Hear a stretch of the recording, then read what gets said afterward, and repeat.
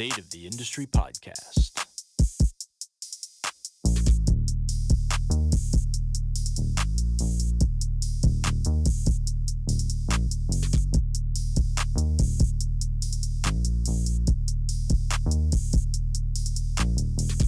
And here we go. This episode is brought to you by KP Movement Education, your source for health and movement education and coaching. Whether you are a health or fitness professional, a fitness consumer, or perhaps a passive bystander, KP believes that everyone deserves the right to pain-free movement. That's why their memberships and services are designed to educate, empower, and inspire you to create a culture of movement for yourself and those around you. With 2 membership options, you'll find education surrounding developing at-home training programs for yourself or for others, mental health and exercise, lifestyle medicine, and much, much more. Check it out at kineticperformance.ca/memberships. That's kineticperformance.ca/memberships. Hey, Fit Fam, welcome back to the State of the Industry podcast. I am your host, Adam Youngsma. Really looking forward to introducing this next guest. He is a close friend of mine, and he's calling all the way from Australia.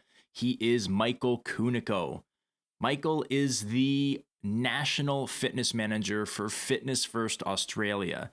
In this role, he develops fitness products and programming throughout Fitness First clubs, not only in Australia, but across the world as well. He's overseen the development of thousands of personal trainers through his involvement with Fitness First induction and development programs. And he is kind of one of those stories where he started from the bottom as a PT and worked his way up through perseverance in order to get to where he is today. And he walks through what his path was like. We also talk about a 4-pronged attack to personal training as we start to see reopenings, and he actually provides a very optimistic outlook on this whole industry moving forward. And part of that is because Australia started to reopen a little bit sooner than us here in North America, and they've actually seen some really, really great numbers in their clubs. And I just can't wait to share this with you. If you haven't yet, don't forget to subscribe, leave a review, and we will see you on the other side. All right. Welcome, Michael Cunico, to the State of the Industry podcast. How are you? I'm very well, thank you, Adam. How are you, mate? I'm doing well. Things are starting to open back up. So, there's light at the end of the tunnel for us fitness folk. I know that there are going to be a few people here in and around kind of Toronto, Canada, the US, who listen to this podcast on a regular basis, who may have heard of you or heard you speak before, because you talk at a ton of different conferences here. But just for those who maybe don't know who you are, what you do, can you just kind of give the listeners a bit of a background? Yeah, no dramas. So I'm the National Fitness Manager of Fitness First Australia. We've got 64 sites. We're a commercial, I guess, for a better word, big box kind of facility. But within that suite of clubs, we've got a big range. We have one facility in the Sydney CBD, which is about 5,000 square meters. I'm not sure how that works out in feet. I need is about 3.3 or something like that. So it's a big facility. Yeah. And then we've got some smaller sites. We've actually got a yoga studio as well. So a couple of different variations in there. I guess my job description, or the thing that I'm responsible for, is the fitness product. So personal training. We've got about pre-COVID. It's a bit unclear at the moment how things are going to sort of settle down in Australia. But pre-COVID, we had about 900 what we call franchise personal trainers, so self-employed. Okay. About 150 employed, and we have about 1,300 group fitness instructors, and that's sort of, I guess, that they all fall under the remit of the team I work with, and we also play a part in the dispersion, I guess, of our capital expenditure. Mm-hmm. So where to invest, what can we try to innovate in some of our clubs, which clubs need refurbishments or new equipment, and we work really closely with our facilities team in that area as well. Okay, cool. So how did you get into, because like national fitness managers, that's a big title. So how did you actually get into that? How did you end up getting into that role? So like, just what's your path through the industry in Australia there? Yeah. Okay. So if we go all the way back to the beginning, I was a failed professional soccer player or a footballer, depending on which part of the world you're listening to. Yeah. And I had an okay career locally. I played in our sort of national league for a number of years, but I quickly realised that wasn't gonna put a Ferrari in my garage, let's say. Yeah.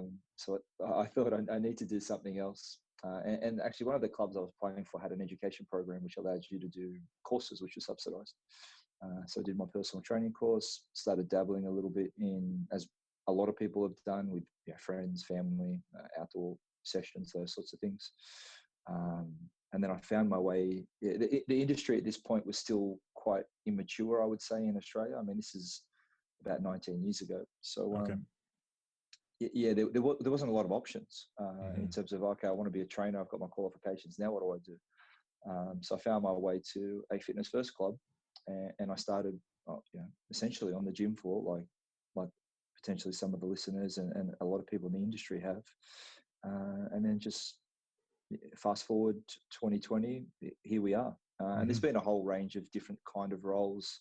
Yeah. So very club-based roles, one club, I guess kind of area roles where you look after 6 to 10 clubs, state-based roles, and a national role just in PT previously as well. So it's been a really engaging, interesting journey. It hasn't all been highs. There's definitely been some lows in there. Yeah. We've had generally our ownership structure has been with venture capitalist groups, and that generally means contractions and retractions in business and personnel and those sorts of things. So it definitely hasn't been a boring ride. And it's never highlighted more so than probably in the last few months as well. And that's brought me to, I guess, where we are here, and meeting guys like yourself as we try to share some of our experiences at different conferences, which has been a really awesome part of the journey as well. Yeah. So I just want to quickly touch on something. I love the story of PT to national fitness manager, like that progress through the industry and with, kind of the same company all along the way, right? So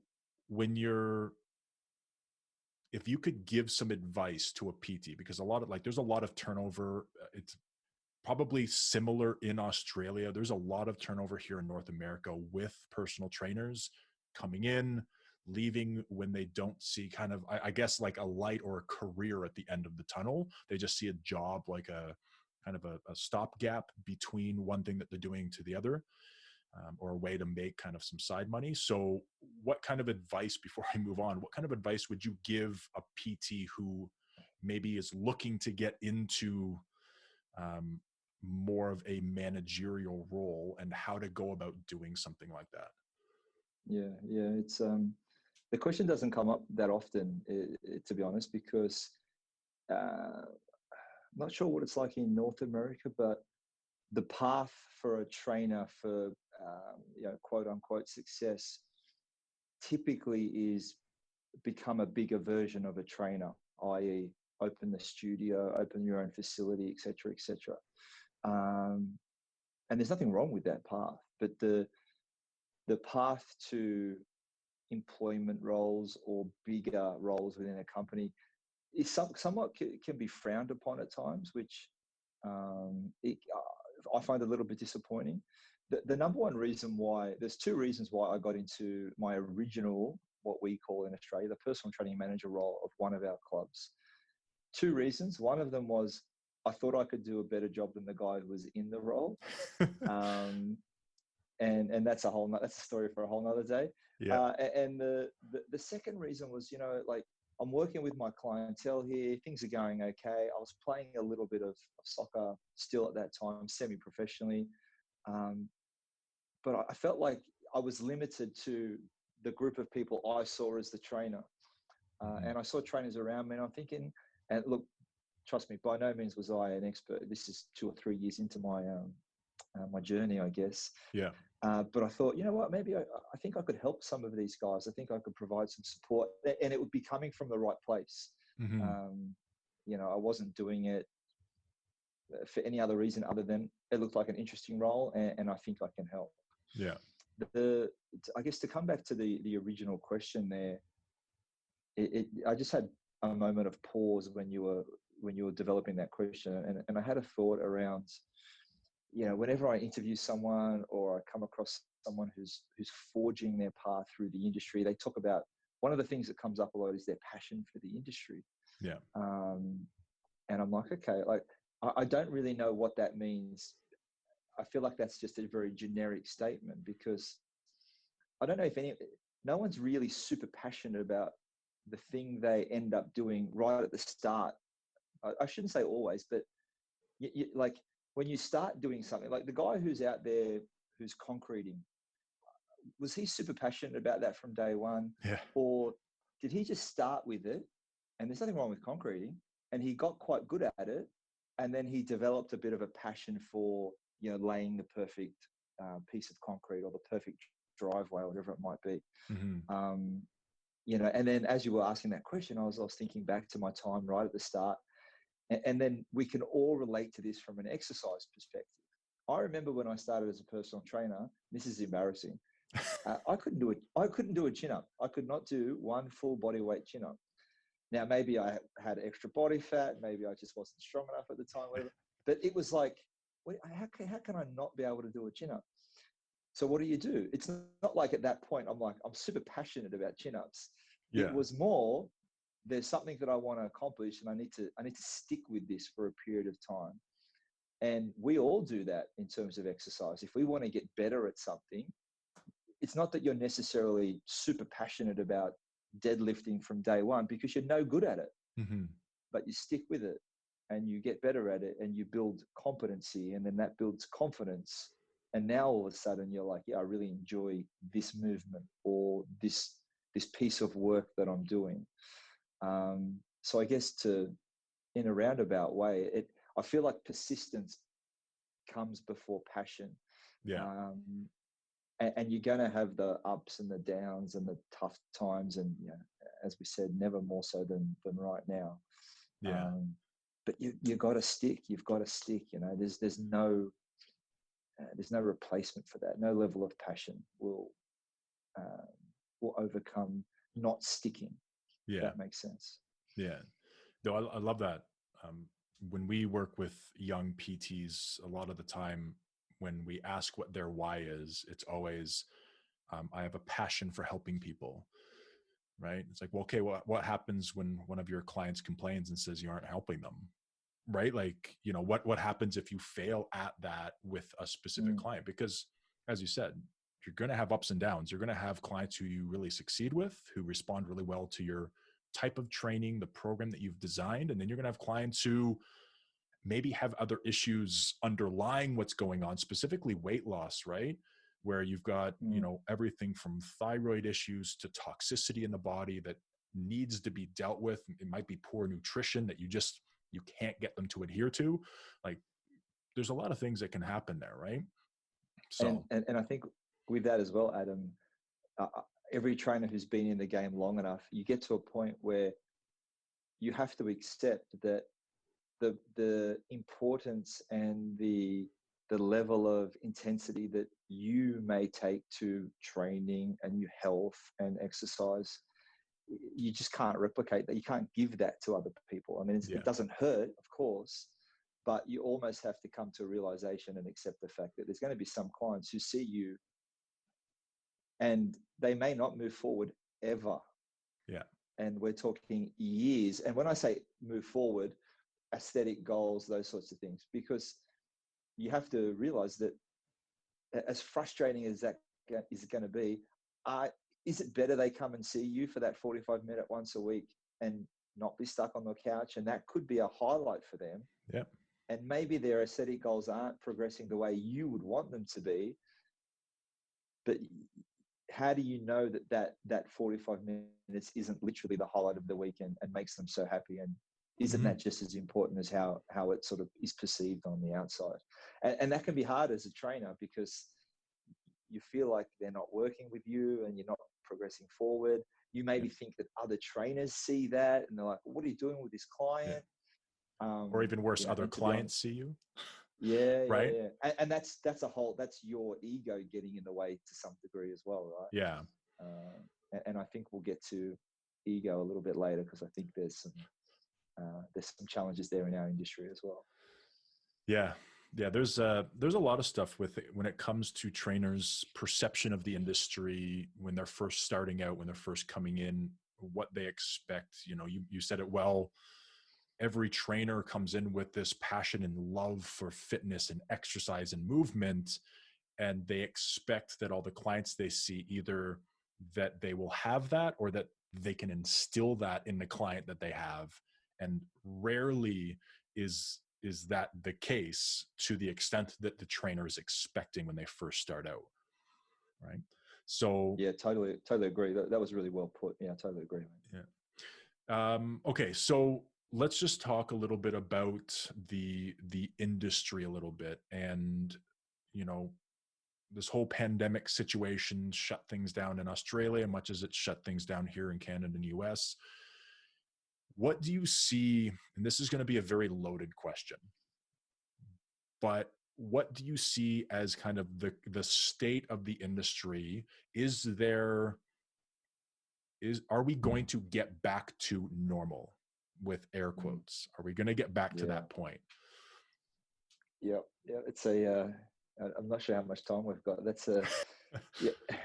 And what is normal? But yeah, I'll have a crack at opening a discussion with you on this one, because it's really interesting. And look, the business I work for here, fortunately, we get access to a lot of data, and I feel like data is important. And most people in the fitness industry aren't that like pure fitness people. A lot of them aren't really interested in the detail in data. My personality lends itself to show me the data, show me the information.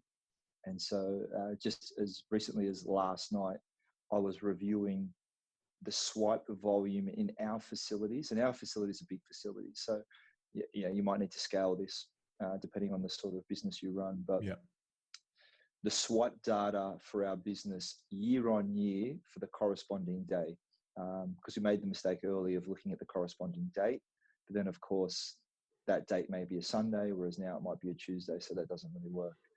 The corresponding day, it was quite interesting.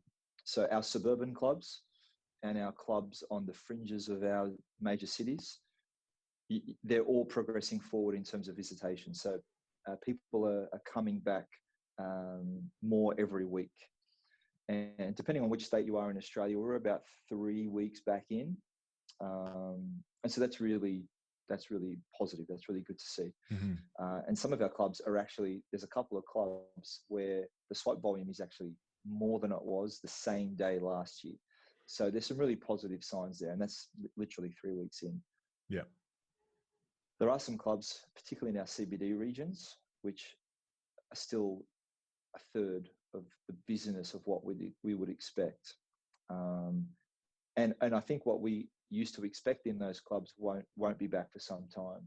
Now, because these clubs are hubs and they're right in the heart of our major CBDs, particularly in Sydney and Melbourne, the recovery for people traveling into those areas in our country is going to be some time. There's no doubt about it. So normal in those facilities, I think, is going to take a little bit longer. It feels like in the facilities and the spots around us, which are a little bit more, again, it can be a little bit demographic specific. So if there's an older population in a certain area, they seem to be taking their time a little bit to come back. But then the younger generation seem to be a lot quicker to return to the facilities. And that I noted that in particularly that facility I mentioned that is getting more swipes than it was the year before. The area around that club is quite young, quite sort of professional, but 25 to 40, that sort of age group. You don't get a lot of 60, 70-year-olds in those facilities. So it's been interesting to see the flow of members coming back into the facilities. I was in a facility this morning before we got on this call. suburban location, relatively busy. It's at about 70-80%. It's quite nice to see members being very conscious of cleaning. I think in commercial health clubs, I think we all used to say you've got to bring a towel, you've got to clean over your equipment. Yeah. 50% of people would do it, 50% not. I would say it's like 95-5 now. So there's still some people, who are just sort of disregarding things. But that's been a really positive change, people's respect for the gym and the facility. Yeah. And even just the love to come back, like through our social networks, I was sort of keeping an eye on what people were saying. And I truly hope that there's, like an appreciation for where people go to work out. And that's regardless of what kind of facility you're running.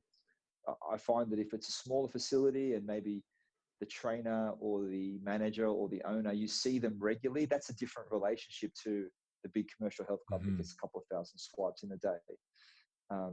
But it felt like there was this swelling of appreciation for when can I get back to my gym. Yeah. It'll be interesting to see how long that lasts for. But so far, it's been really nice to see members come back into facilities and be really thankful for the opportunity to exercise. Yeah.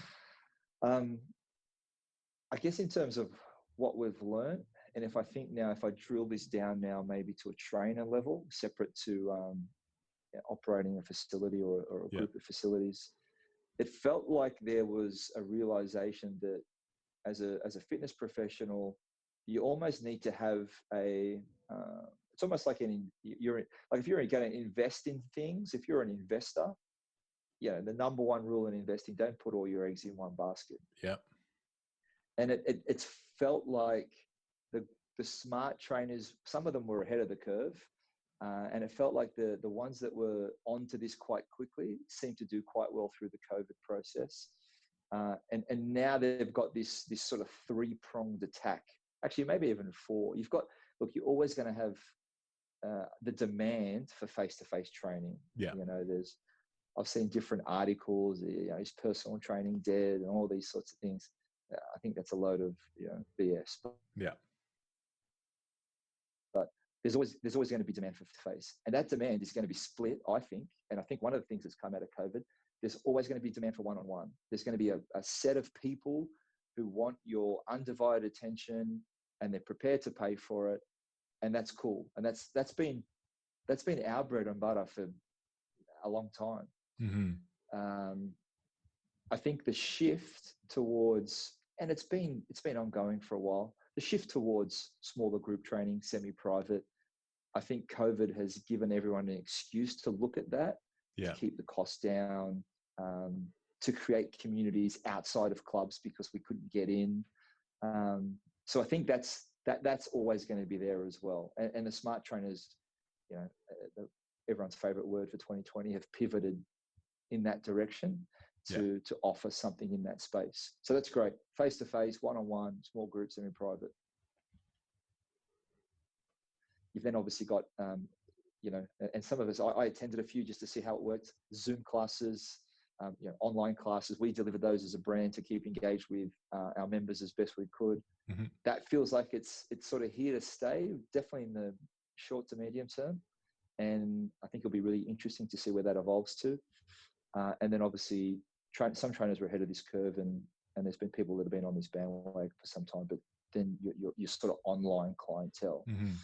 And it feels like COVID has pushed some of the smart trainers to go across, to invest their business energy in different areas, which I think has been a good thing. Yeah.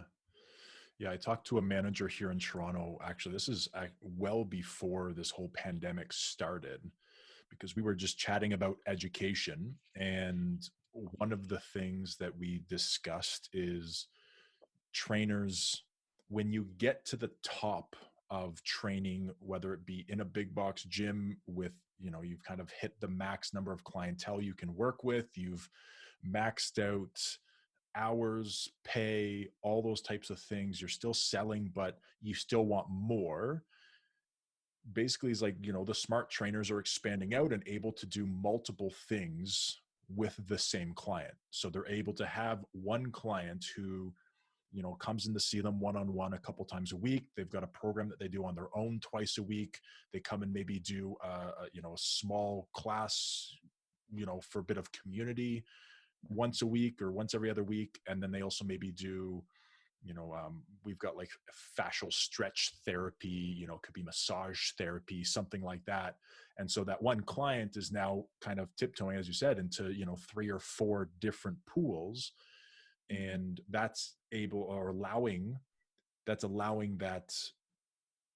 trainer to kind of multitask in that and pull in a few more different types of clients, right? Maximize revenue in that. So yeah.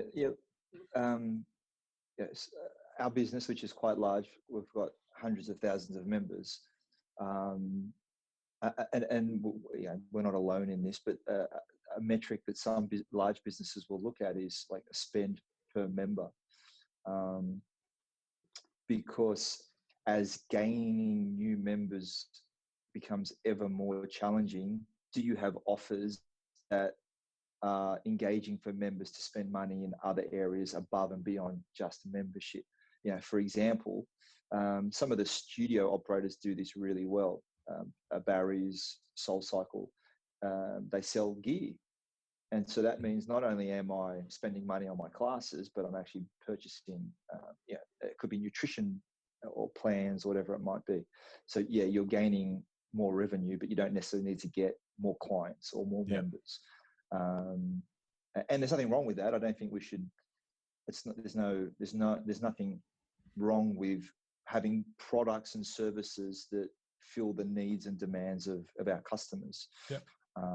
And it feels like that the way you've articulated it there around having the different pools, it feels like trainers have come to that realization and thought, okay, I need to do things a little bit differently. Doesn't mean I need to throw out one-on-one personal training forever. Because as I said, I think there's still a market for that, and there's people that want it. It might not be 95% of your business moving forward.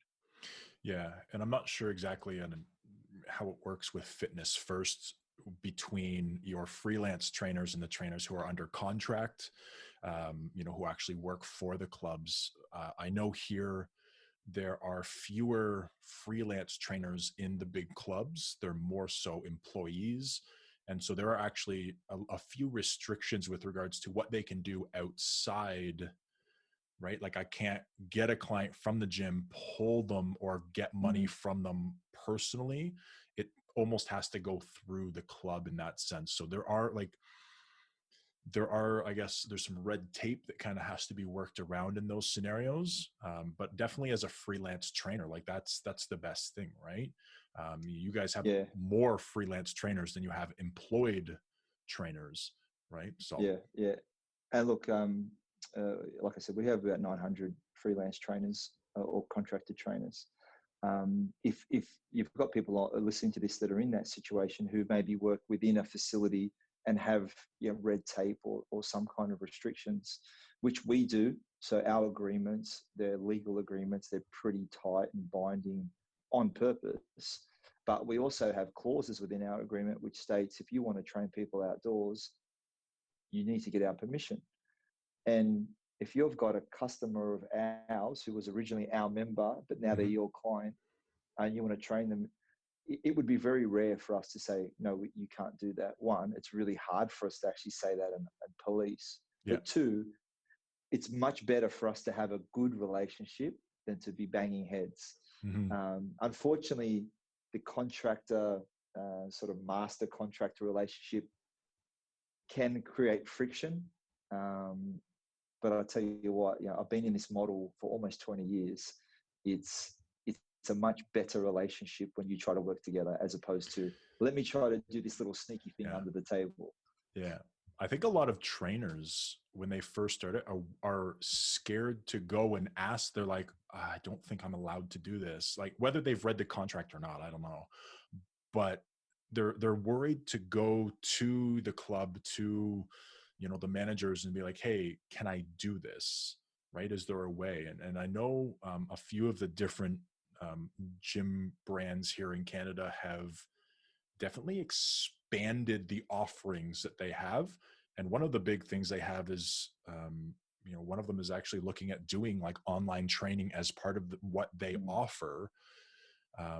And so allowing PTs to have multiple avenues within the club itself, which I think is going to be very beneficial for them, right? So they have clients coming in or past members, they can reach out to them and maybe get some more revenue from that. So and we've looked at a few of those things.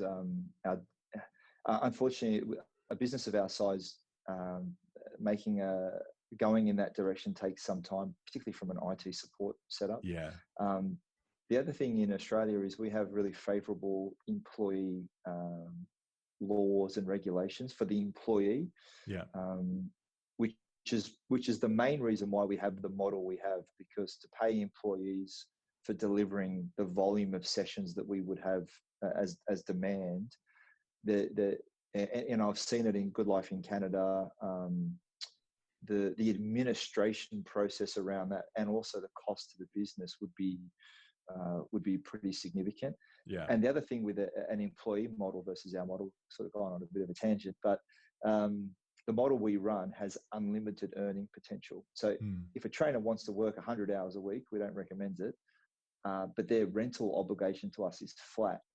So it's not like a sliding scale where the more you earn, the more we take. You just pay us your rent every week or fortnight, and you take home whatever you want to take home. And it's interesting because some people will say that and look at that and go, well, that amount of rent's quite expensive. And I'm like, well, you could go and be an employee and the business could charge you out at 100 and you could take home 35. So that means you're giving up 65% of that revenue. I would say that's pretty expensive. And so it just depends on how you look at it, right? I love the freelance training model. When I was over at Filex 3 years ago now, I think that's actually we met before that. We met in Toronto just before that. We met in August, I think the year before, just very briefly. But when I was over, I went to a few different fitness first clubs and I worked out with one of the freelance trainers and I chatted with him about the rental agreements and like how all that works out. And he loved it. And he's like, it actually helps the industry kind of separate, specifically within fitness first, is separates those who just want to come in for maybe a quick buck versus those who are there to be professional personal trainers, right? Because you can get that if in like an employee based situation, because you can choose to work 20 hours and you make whatever money and you don't need a lot. Maybe you live with your parents and your food's paid for and all that. But there, if you're paying, I don't know what the rental fee is, but if you're paying a specific rental fee, you're like, I have to make this much just to cover my rent. And then I want to make this much. I got to work very hard. I got to bring people in. So it benefits, I feel, both sides in being able to have a model like that. And to be brutally honest, it doesn't benefit. Like, it's not a good model for someone who's they're sort of 50-50 in their approach to the industry, to what they're doing. They could probably get by for a little bit, like you said, maybe they live at home. It benefits the trainer who's like, I want this to be my career and I want to earn a very good living so I can pay for, take care of my family. I want to have children. I want to have the mortgage, whatever it might be. And we have trainers like that who earn a significant amount of money. And don't get me wrong, they work hard. Because if you're delivering 40 sessions a week in a fitness first club and charging $100 an hour, which is kind of reasonable or thereabout, that's $4,000 a week. That's over $200,000 a year. And that trainer's rental commitment to us will probably be about $20,000. So it's just a perspective, and we've had, I can think of two very experienced trainers who started at Fitness First, who then branched out to open facilities they didn't leave under any cloud or issue. Like, they left with, thank you for being a part of our business. We always welcome you back. And one of them doesn't operate that business anymore because a very smart guy just couldn't make it work.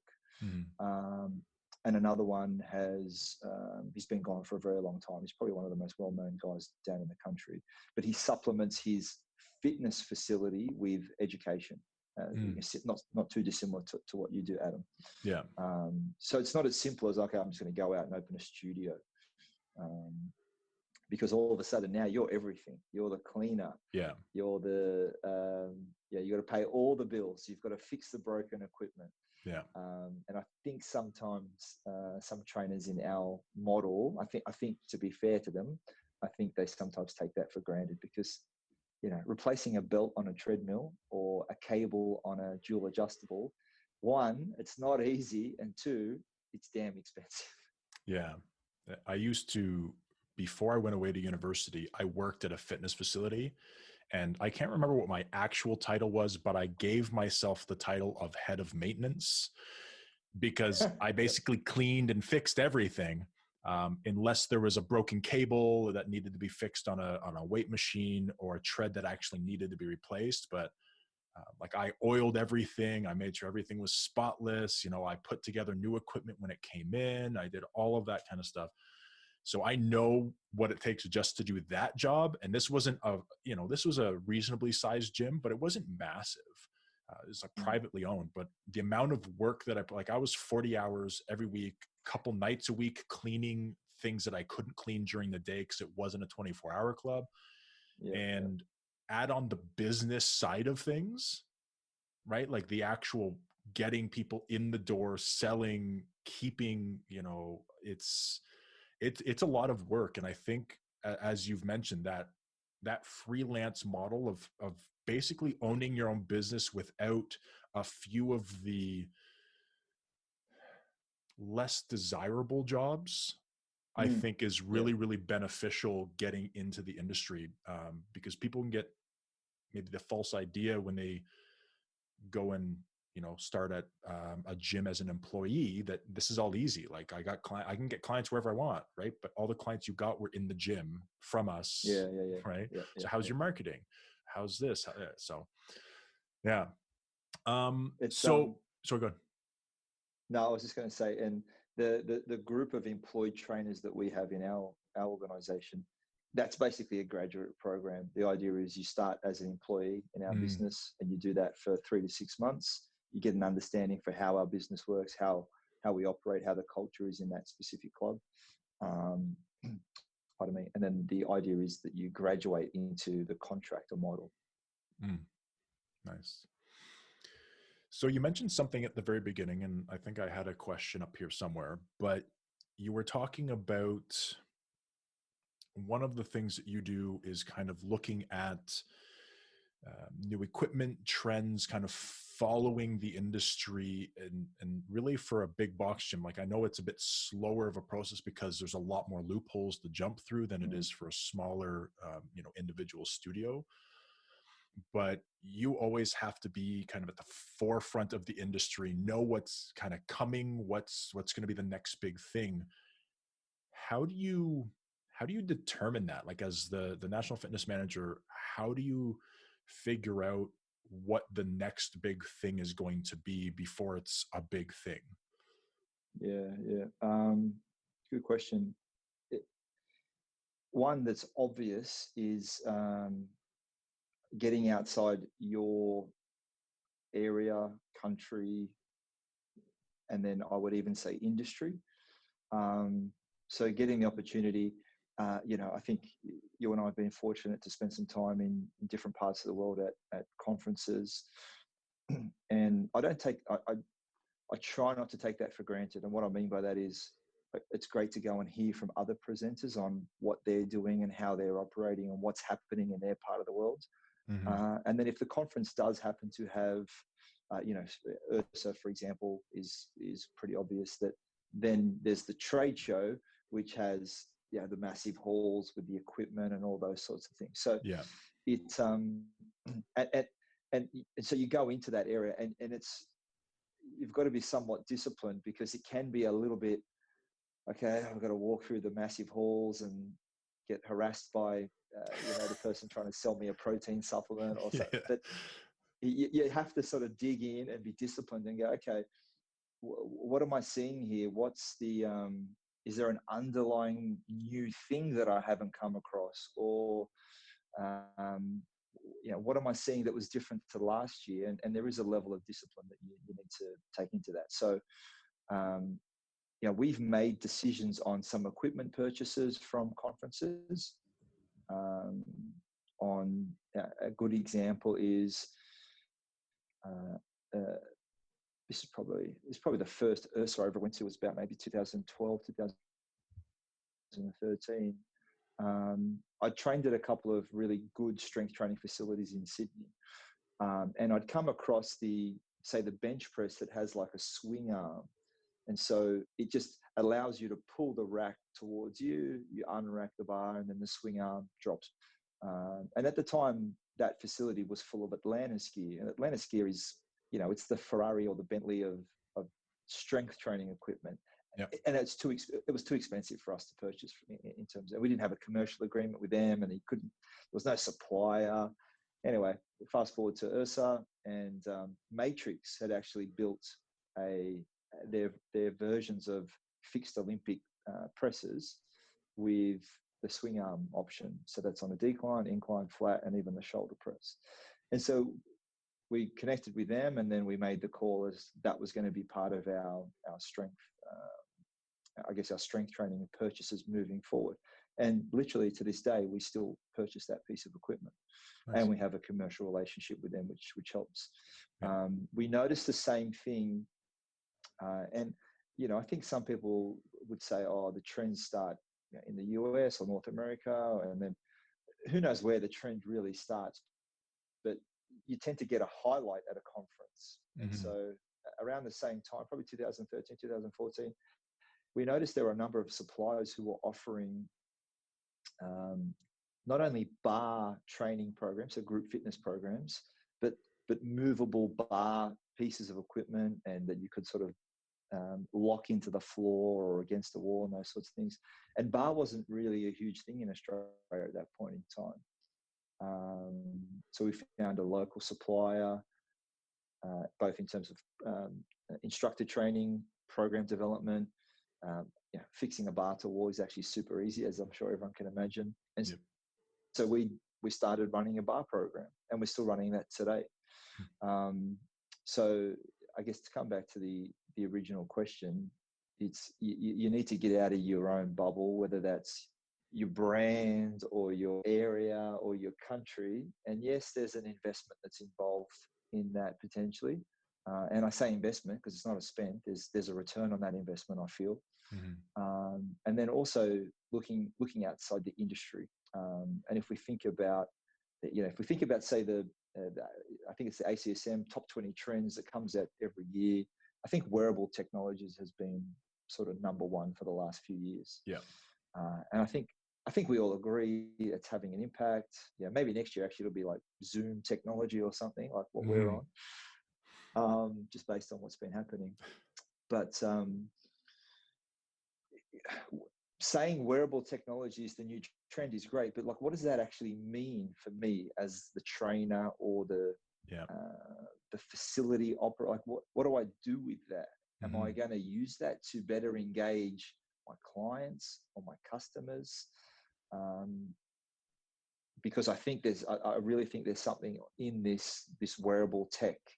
And the reason why I think there's something in, say, wearable tech is that we've already spoken about it. One-on-one, private group training, like those sorts of things they're going to be with us. Like they're always going to be around. Yeah. And actually, this was part of my 2020 URSA presentation that I ended up actually doing virtually. So there was some content that I'll bring up that I think is relevant. Nice. So what do we do with this wearable tech? Well, unless anyone's been sort of living under a rock, your wearable tech these days can now give you information from other people. Mm-hmm. So I have an Apple Watch, and I've had Apple Watches almost. I'm a bit of an Apple kind of guy, and so you and I can share our data through our Apple Watch, which, I mean, that's just unheard of, right? Like 10 years ago, that not even in the realms of possibility. So now I can actually challenge you to, and because it's watch based, it's generally going to be energy expenditure or distance covered. It has to be a metric that we can measure fairly. Yeah. But I can physically challenge you. which is kind of cool, right? Yeah. And then I can also see your ring data. And I'm not trying to sell Apple Watches, by the way, but if you were my client, what is one of the biggest challenges we've got? And we've sort of already talked about it. You come in for your 45-minute session, but then you go out to the world and I don't know what the hell is going on. Yeah. Now I can actually see your level of movement when you're not with me. Mm.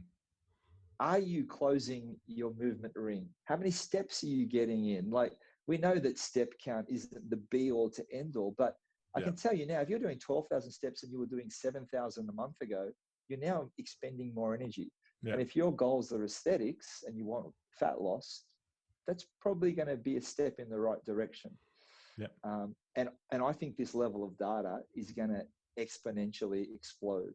Yeah. So I can see a day in the not too distant future where I'm the PT, I wake up, I log into whatever the hell the portal is that isn't invented yet, and I've got my 30 clients and I can see how much sleep they received last night. Mm. I can see their resting heart rate upon waking, and I can see that Johnny's resting heart rate's elevated. Therefore, his program today and his workout, I might need to pull back a little bit. He might need to go at a lower intensity.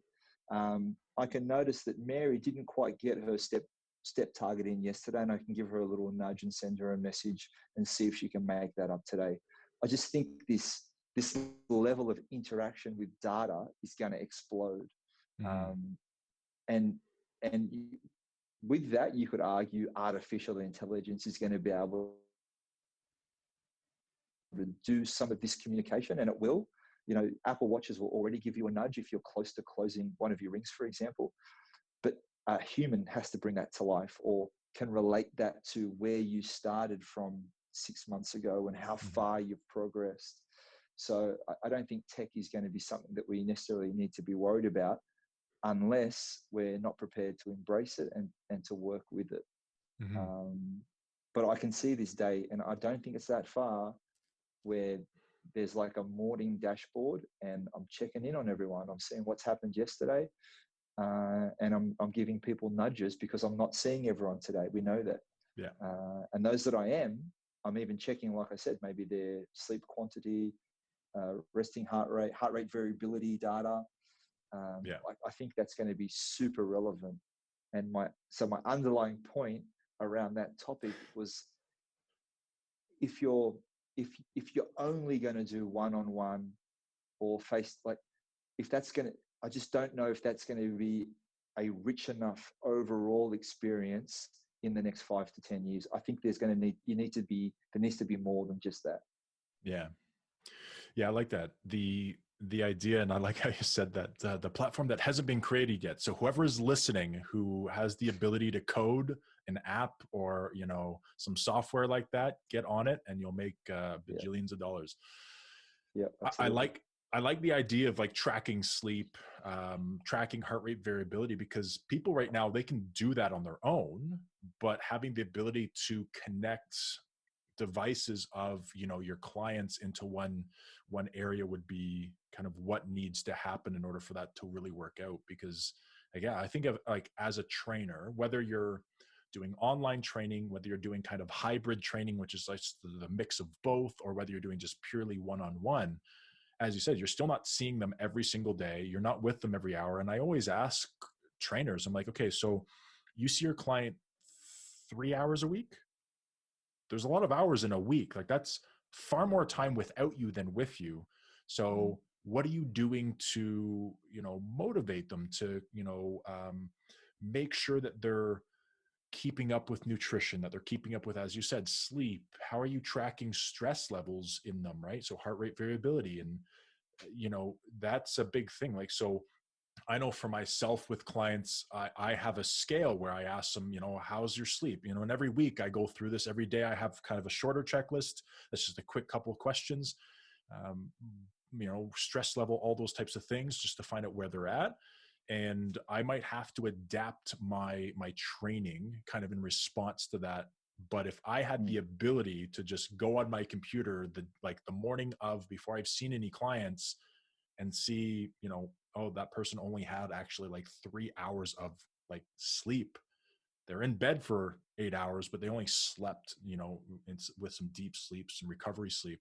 So I might have to dial back a bit, because that Oh, recovery to tearing apart of muscle fiber yeah, and high intensity, yeah. metabolic stress, there's a big give and take there.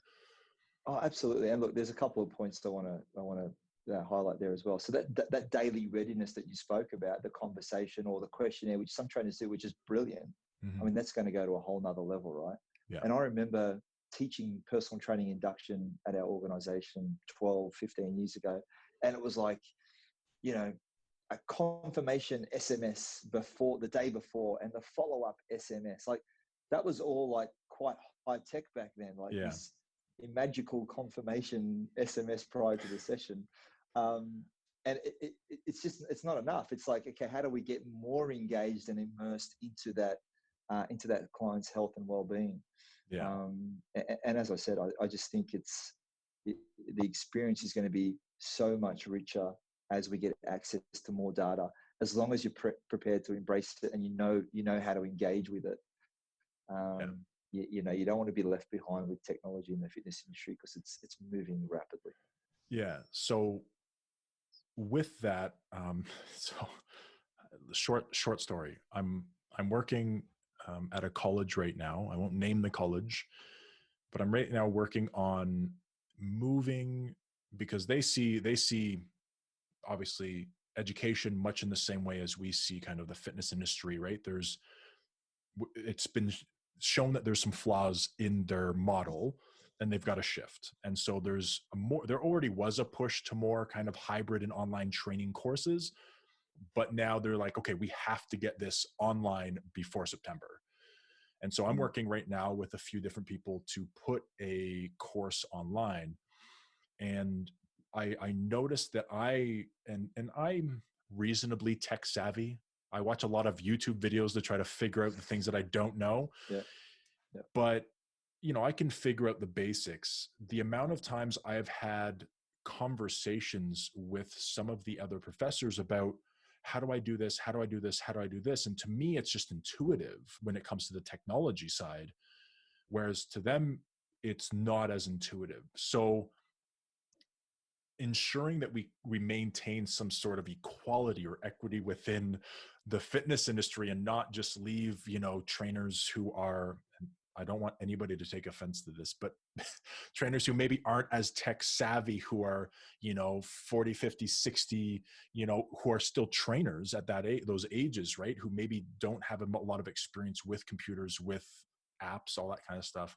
How do you ensure that they don't get kind of left behind when this all does? Because I agree with you that this is going to become kind of the wave of the future, is having a lot of tech, because I see it in clubs already. So how do we ensure we don't leave them behind? Look, I think there's going to be an element that will get left behind. And I've been around long enough to know that there's some people that don't want to change. Yeah, and it's not to say that we don't want them to come on the journey, but like anything, like a client who has to come on the journey, you have to meet me at least somewhere near the middle. And if you're not prepared to do that, then that will be your loss somewhat. And it doesn't mean you need to be able to code and write fancy programming or anything like that. But literally having a watch that tells me what you did yesterday. I actually don't think you need to be that tech savvy to understand that. Put your watch on, let it track your movement, engage with Mrs. Jones, who you're seeing tomorrow. And before you start your session, see what she did yesterday. Just bringing that to life, acknowledging the fact that she got her step goal, or great work on attending the spin class because I know that it was hard for you to get up in the morning. Like that's probably it could be that little. Yeah. And then the next step in a year or two might be, well, actually now you do have this really cool platform that Adam created and has made and hopefully he'll remember us along the way. Maybe you are engaging with this platform, and maybe it's just, how did they sleep last night? Like I don't think you need to be Bill Gates or, anyone special in tech to have an understanding of how to engage with technology. You have to be willing to embrace it though. But to those that aren't, they may keep ticking over with the one-on-one, the one-on-two, and that might be fine. There's something wrong with that. Mm-hmm. But I'll tell you what, the opportunities outside of that are going to be pretty big, I believe. Yeah. And I think the idea of being a lifelong learner, right? Like having that growth mindset and being able to, kind of, roll with the punches. Things change. Like I always love to say that the fitness industry is like constantly changing. Like it changes all the time. If you don't look back a year from now and regret the things you did a year ago, like that year, like you're probably not in the right industry. You're not progressing with everybody else. Like I look at programming that I did a year ago. I look at the courses that I've ran and how they've changed. Now I'm a bit I'm a bit of a stickler for this, but as soon as I do a course, I do an after course report and I take everybody's feedback. I don't look at it until the day after, and then I go through everything. And I take all of their feedback and all of the things that I felt I did. And I'm really hard on myself, probably more hard than most other people are on me. But I take all of that and then I change something. So I can never use the same handouts because they're probably different. I do different exercise. I add different things. I'm constantly doing research. And I think, as you said, like some trainers won't change, right? They're just, no, I'm good. Like I'll just keep doing what I'm doing. And, eventually I think that it'll just kind of dwindle away. But yeah, the amount, like the opportunity when you look at tech being involved in your training session, whether it be in a big club, in a studio, or just you as like an online hybrid trainer, is like, it's massive what the opportunity is there. Yeah. And I mean, and there's opportunity for you to, as a trainer, this is probably more relevant for trainers directly, but if you're thinking it, but not everyone has access to that. Well, maybe your first block of 12-week of training may be built into the cost of that, whatever your brand is, Fitbit, Garmin, Apple Watch. Maybe you actually have that product and you give it to your new client. Yep. And it's not to say that you need to lose money on it, but that way, Mrs. Jones, who's 55, who doesn't really know about wearables, here you go. Here's your Apple Watch. Let me get it set up for you. Bang. You are now engaged with that person. And if there's anything I do know about tech, it's once people can wrap their head around the basics, they tend to get a little bit obsessed with it. Particularly something as easy as step count. Yeah. Seeing people, and I speak to my girlfriend about this because she's on a different brand. I like my Apple. She's on a different brand. But there'll be days where, particularly recently, you're working from home. Yeah, we've got a dog. Dog has only had the one walk in the morning. And then you look at your watch and you're like, man, it's 4:00 in the afternoon. I've only done 7,000 steps. Like literally 5 years ago, you wouldn't know that. Yeah. And so what do? You grab the dog and you go, okay, I'll take the dog for a walk. I need to limber up a little bit, get out and stretch the legs. Yeah. That is super powerful for Mrs. Jones. Yeah. So there's ways you can integrate that into your, we spoke about almost like cost per client, or that's a simple way to add value that is super tangible, both for you and for the client. Yeah. And maybe that's a way that imagine how cool that is. Oh, thank you. You're my new client. I've built the cost of your Apple Watch into your training package. So here's your own Apple Watch. What kind of band would you like? Because I'll personalize it. Yeah. I mean, come on. Yeah. It's interesting that you mentioned that, because I was thinking the exact same thing. I was like, you could just add that as part of the cost of your package, a couple $100 more, whatever it is. And it gives them, like, a lot of clients, especially like with training, right? It's like they see this, whatever the cost is, whether you're doing monthly, yearly, but they see, maybe this $5,000 price tag, but nothing tangible yet. Right. So I think adding something tangible to that, and it's 10,500 or 10,300, but you get this, right? This is the starting point. This will help us be better, get the results, right? Because it's a lot of times that's one of the issues with selling. Yeah, I totally agree. And you get it almost day one. It's like you get it right at the start. So Mm-hmm. here's some actual tangible value that you're getting for your investment. Yeah, it's a really good point. Yeah. So I did some sneaking around, and I realized that you've done Fitness First has done a little bit of a deal with Apple. What did they bring into the clubs for you guys? So we had a strong relationship with Jay Blarnick, who I'm going to butcher his title, but he's it's like a head of fitness. He's the watch guy. He's not the watch guy. I shouldn't say he's the watch guy, but he's the head fitness guy at Apple. So when they're doing a release of something that's fitness related that generally links to the watch, he'll be up on stage as the mighty Apple people have in the past. He'll be the guy up on stage delivering that content. So and people who are familiar with IDEA, I think he won the big award last year, the Lifetime Achievement Award, and gave a really awesome speech, maybe the year before. So we had a working relationship with Jay from a few years before that within our group exercise department. That was where he sort of started.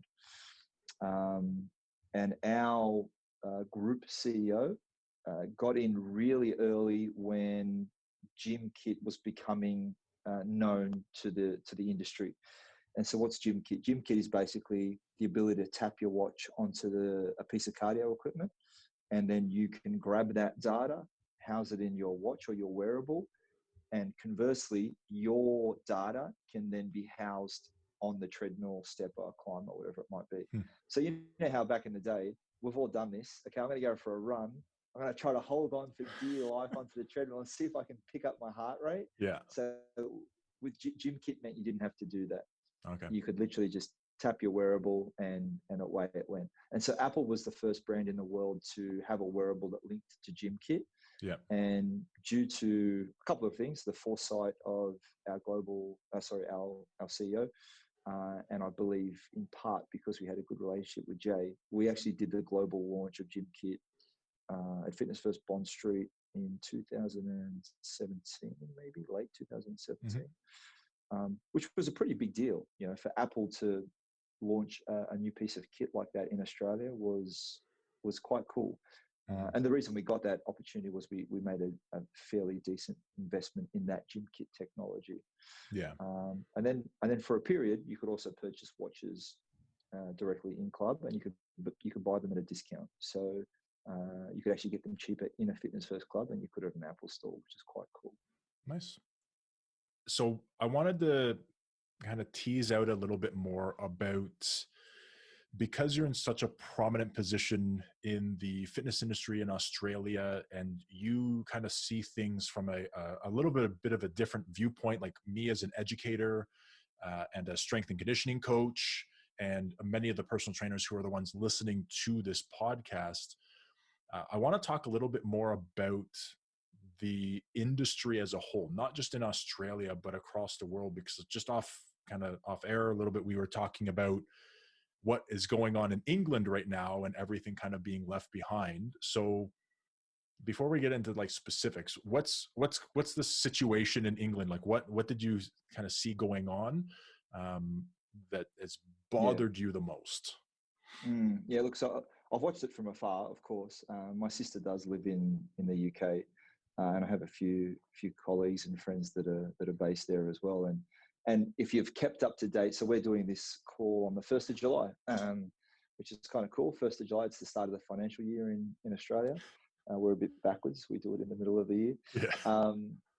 But the UK fitness industry has been left behind. And what I mean by that is, if you were to rank, in Australia, we had a phrase, essential services. I'm not sure if that was, if you know, yeah. So the pubs are open in the UK, gyms are not. Mm-hmm.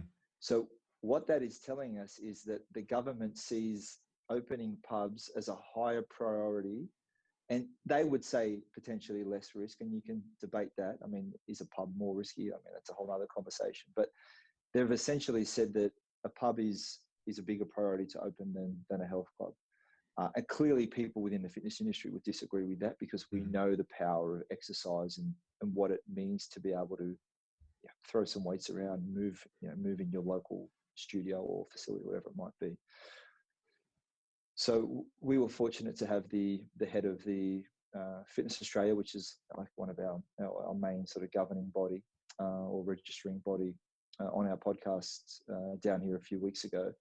And it's clear that the fitness industry, like if we've learned anything, we have to more closely align with allied health professionals. We have to elevate our perception, not only in the public, but to government.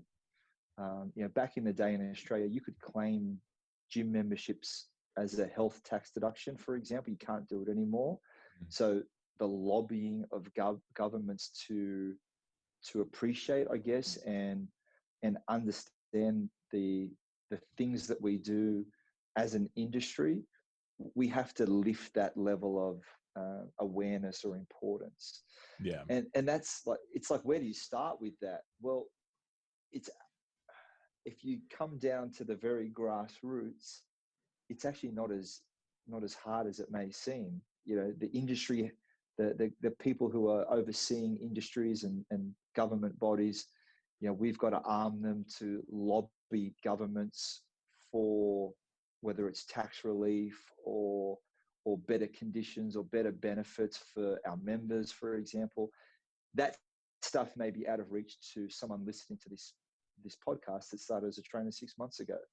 But I'll tell you what's not out of your reach as a trainer. It's looking professional. It's conducting yourself in a professional manner, both online and in face-to-face. Like, you alone can be your own beacon of professionalism and elevating what you do, which I would argue will elevate people around you, which if we all did that, I think the possibility of elevating the industry is really big. Jordan Peterson, who can be a pretty polarizing character at the best of the times, particularly in Canada.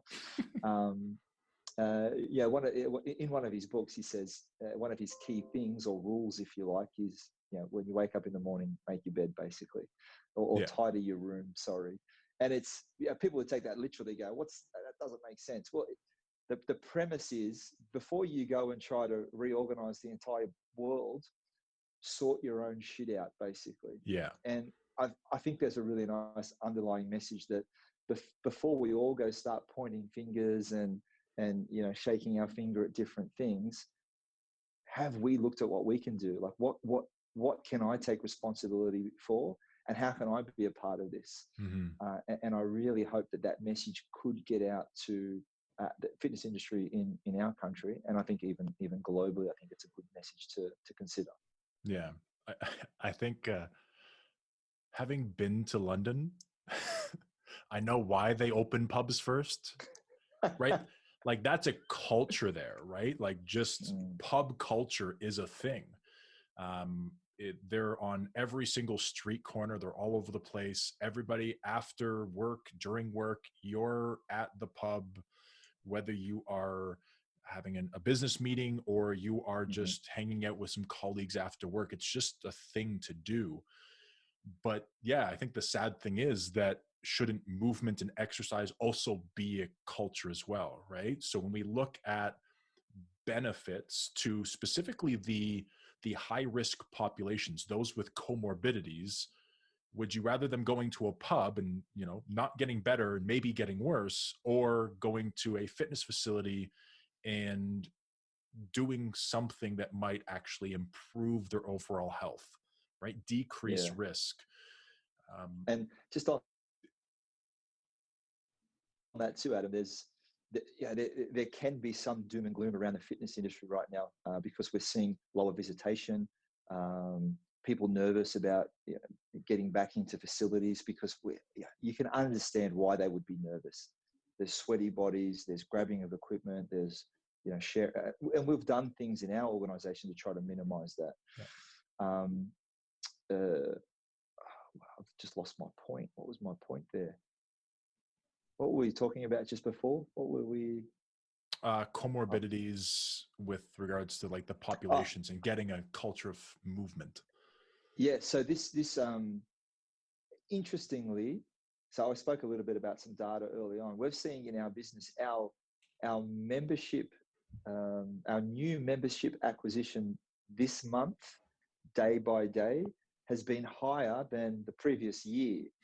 So, and interestingly, a couple of our real busy clubs are generally in pockets where you get travelers. So you get people from overseas and they join for 3 months and all those sorts of things. Mm-hmm. But there's this real opportunity because all of a sudden health, wellness, like it's really become to the forefront because all we've been talking about for the last 4 months is a virus. Yeah. And how would you, what's the one thing you can do to try to stave off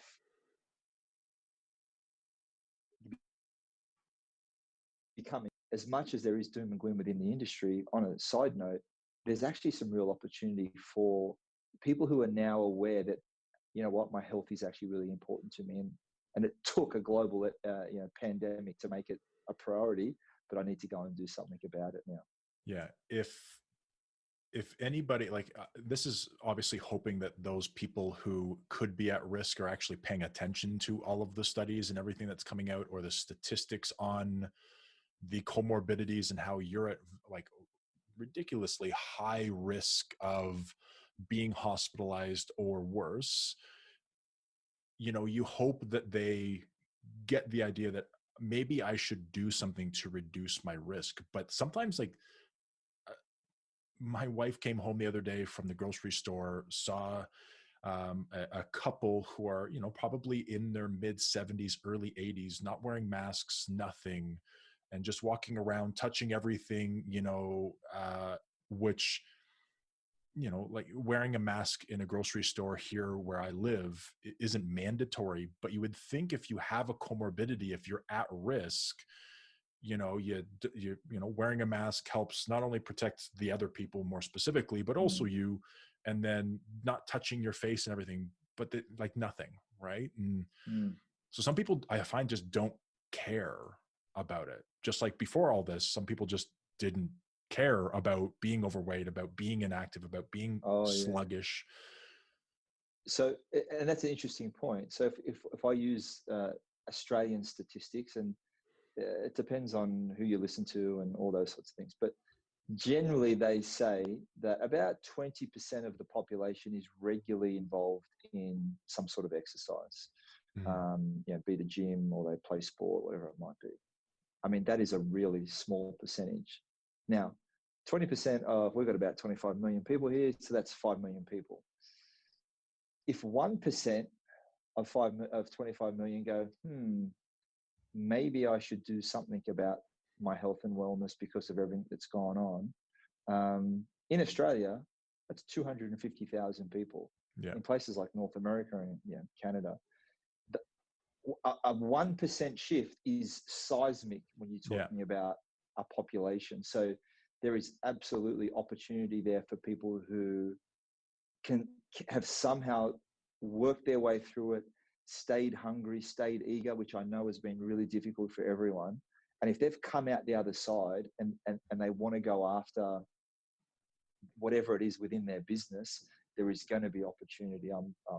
I can see that happening in our clubs. Yeah.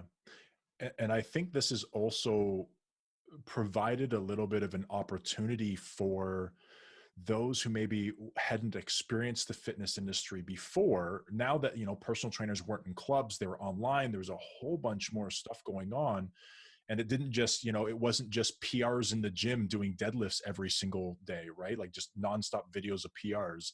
It was, you know, videos of try this at home workout, try this, try that. And you may have those people who were going through, saw something and just maybe saw how easy it is just to get started. So kind of lowered the barrier of entry for that kind of thing.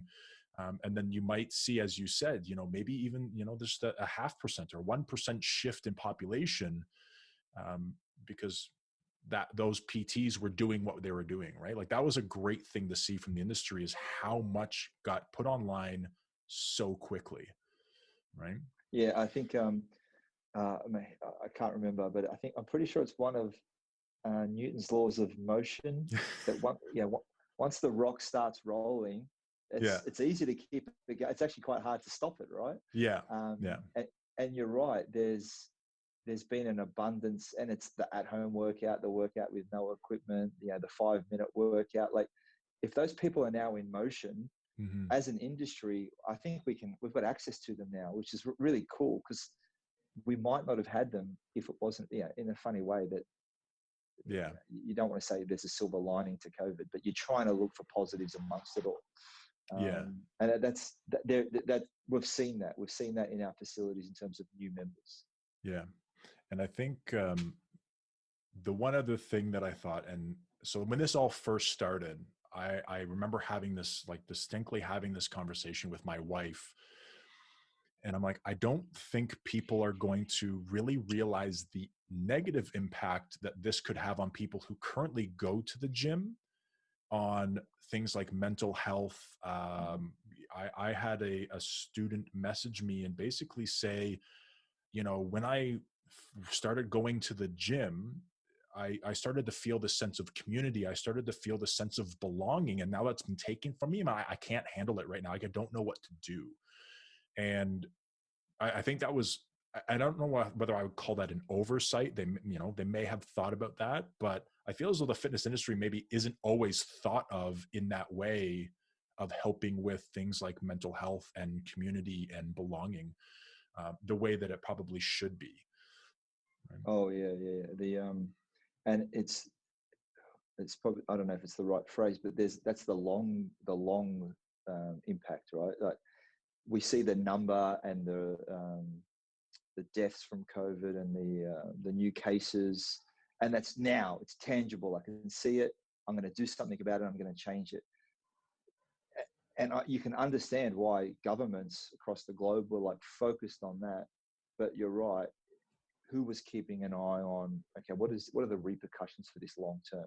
Yeah. And you sort of have seen, our government, you've seen them struggle with the immediacy of stopping this now, but then also we've got to try to keep the economy going, because if we come out of this and 15% of people are unemployed, the impact on mental health and well-being at that point is going to outweigh, particularly in Australia, because we were quite isolated. Yeah. And I think, unfortunately, only time will tell, what kind of impact we do have down the track, unfortunately. Yeah, it'll be interesting if we could have a conversation, even looking, a month or two from now at kind of what's changed, seeing, I follow the stock market a lot for investing purposes, but also just looking at how is the fitness industry responded to this. How are clubs doing? How are smaller, more studio type facilities doing with all of this? Because I think it's going to be harder for some of the larger gyms, because they have to, it works so much harder to keep people apart, right? There's a lot more with that, but I guess it's a conversation for another day. I want to thank you a lot for coming on. As always, it's always a pleasure to talk to you every single time I'm at a conference, and I haven't seen you since Shanghai last year in August. So that was a good trip. Oh, that was phenomenal. You introduced me to dumplings and love dumplings. Oh, so good. I brought them home, and of course. Yeah, I brought them home and literally sat on my on my bed in the hotel room just to watch some TV, because I was so tired and was like, I'm gonna finish eating these dumplings. It's not the right. It's not pre-workout food. That's no, for sure. But thanks a lot for coming on. It was a pleasure to chat. Yeah, great to see you, Adam. I hope everyone in Canada and North America, as you start to somewhat come out of your restrictions, I hope everyone does well and can see some of the light, and the industry can push through this. And as I said, potentially even find some kind of silver lining along the way. Yeah, and I'm sure it will, whether it's through technology or just through kind of safety measures and people coming together. I'm sure it will survive. Thanks a lot. Absolutely.